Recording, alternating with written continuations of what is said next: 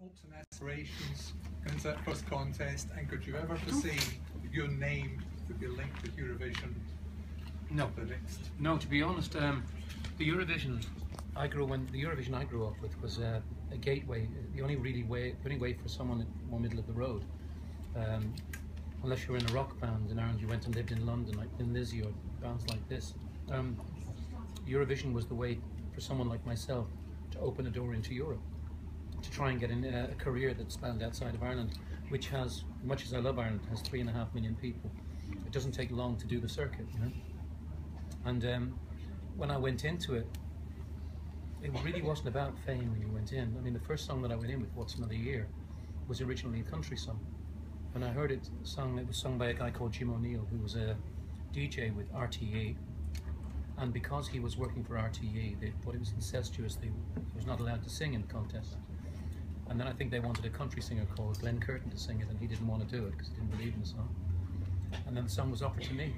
And it just happened that at the same time, there was a young musical director called Bill Whelan who was making a name for himself. And Bill did the musical arrangement for it. And there was a young saxophone player from Scotland called Colin Tully. And he was playing with the jazz funk band, Gato Bell. And it was just one of those freak things where we all came together and it worked. You know, Bill went on to write Riverdance. He was the guy who wrote the music for Riverdance and this sort of thing. So it was a lot of talented people at a time, young talent in Ireland, that came together at the right time, and I was very lucky to be the person that fronted it. But I didn't think about winning the Eurovision. What I thought about doing was actually making the people proud of the job that I did. And when I sang the song, before the votes came in, Shay Healy said to me, "Well, you can't have sung it, you know, better than you sung it now," and that made me happy. Then I knew I could go home. You know, that's the honest truth. What did you think when you were asked to take part in the 60th anniversary concert? Did you hesitate in saying yes? Yes, I did. You did? I hesitated quite a lot. Really? Yeah. For how long? 3 seconds? No, you know, this. Why hesitate? Well, it's because I haven't worked in England for over 20 years. Okay. 20 odd years, and to come here. Welcome back. Thank you very much. I haven't worked in England for over 20 years, or Ireland basically for over 20 years. Yeah. My base is Germany, and my band all come from Copenhagen, from Denmark. Yeah. And I work in Belgium and Holland as well, mainland Europe. I think. So what was behind the decision not to work in the UK? Basically, in 1980, when I won the Eurovision the first time, I was in court for 4.5 years. All the money was stolen from it. Right. And you know, I've had some horrific experiences after 1980. We hear things. And trying to get records played, follow-ups played. Yeah. There was a big musician strike, and when the musician strike came back, Top of the Pops came back on. It was one of the shows that was lost. And before it went on strike, the programme had a rule where you were allowed, the last number one had an automatic slot on Top of the Pops. So they had a song like Save Me, which I didn't believe in. Yeah. I didn't really want to record, but you know, it's very hard when you're 24 years old and you're alone in between 5-6 managers telling you to do it. And I recorded it. It was, cut a long story short, didn't work. The radio stations wouldn't play it, and when the strike came back, that rule was done away with. So Top of the Pops wouldn't do it. So all of the ways, and then it became an uphill struggle to make my career work. And in '87, when I won the second one, I saw the same thing happening again. So I left Sony England and went to Sony Germany and established myself there. And that was the honest reason why I did it. The thing was, I found that there was a prejudice.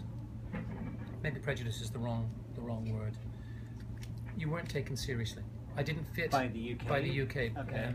By the UK, by the establishment, not by the people. No, I would never. People, I would never take. You know, like, you know, make that generalization. I wouldn't say this, but certainly, I mean, in '87, there were ads on the Underground from Capital Radio saying the artists they wouldn't play, and they included Whitney Houston, Michael Bolton, myself, among others. And you know, so why go and bang your head off a wall? Yeah. You know, I was 31 years old, and you know, Germany welcomed me with open arms, and the Central Europe, and I made you know, like I've sold an awful lot of records, something in the region of 16 million, and I've my last 4 albums have been in the charts all over Scandinavia. Last year I had a #1 single over in, and I'm working on another album at the moment. touring constantly. Last year was probably one of the busiest I've had in my career.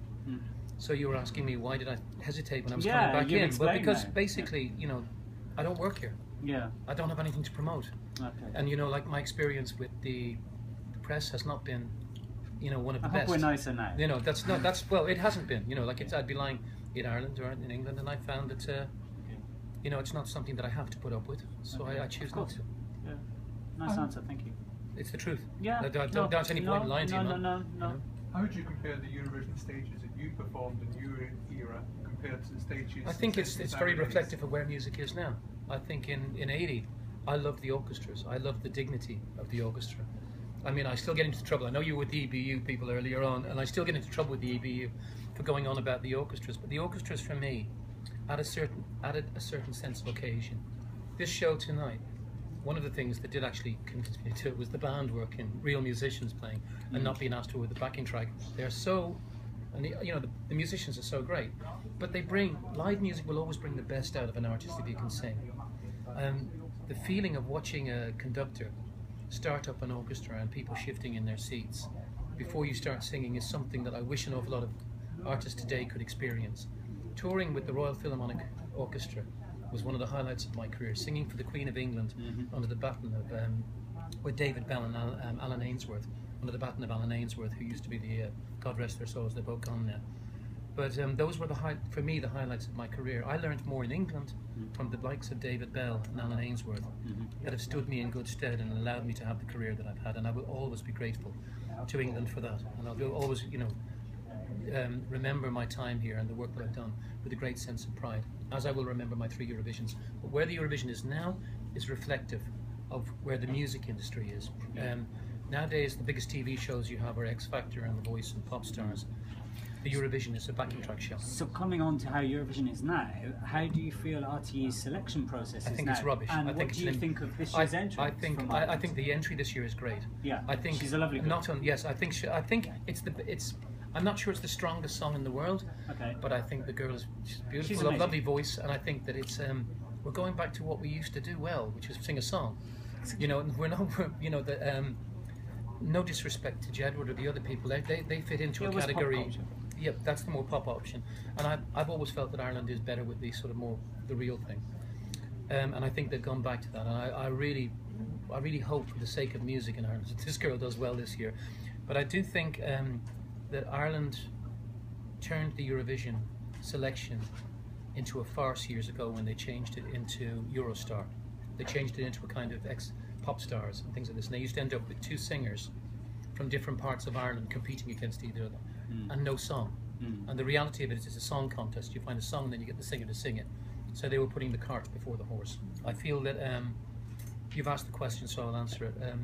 I feel that Ryan Tuberty, who presents the Late Late Show, which is done on, is wonderful. I think he's great at the Late Late, but the Eurovision Song Contest, the selection process, should be nothing to do with the Late Late Show. It should be the way this. You look at. I was in Scandinavia for the 4th heat. I was doing a gig in Sweden.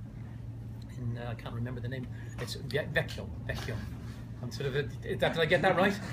Vecchio. And I saw the guy that went on to represent, who's going to be representing Sweden. Yeah. And the graphic illustrations around him are absolutely unbelievable. And Måns is his name.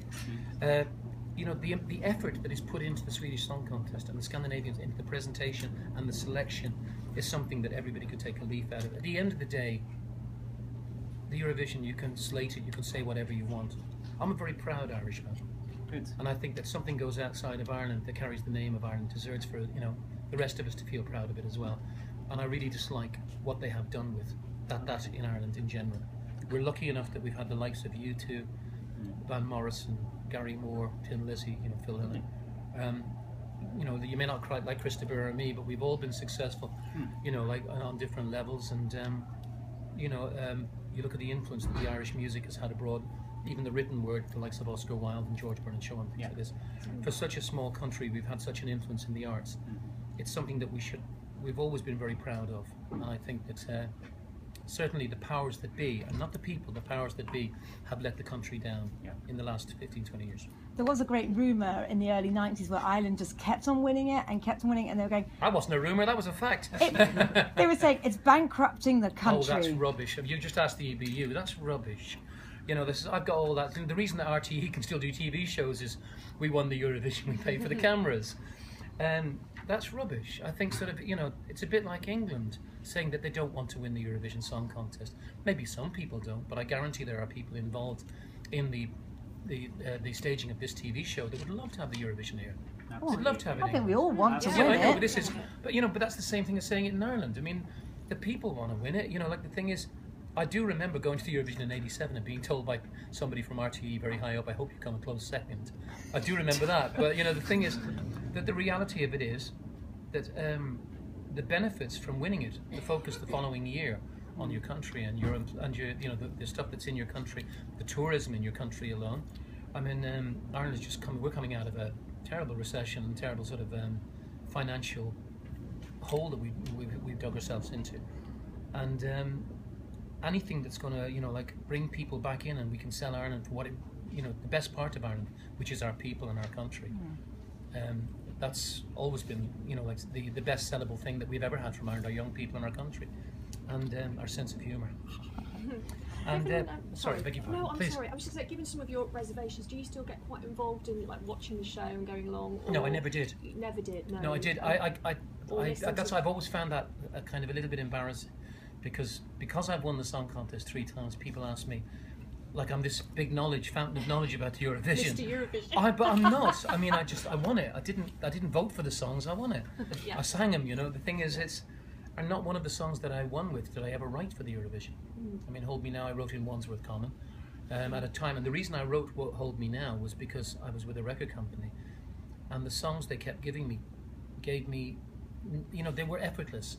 There was nowhere to go vocally on them. There was no register, and nobody was writing songs that would push me vocally. So I decided to try and write for myself, and Hold Me Now was my second attempt. And I brought it to who was then my manager in London, and he very ungraciously told me that I should put my pen away and he would choose the music that I would sing, and I should forget trying to write songs. And I held that song for 2 years, and it won the Eurovision. That was '85, and it won the Eurovision in '87, and it's still making me a lot of money today. It's one of the first that I really remember, actually. Yeah.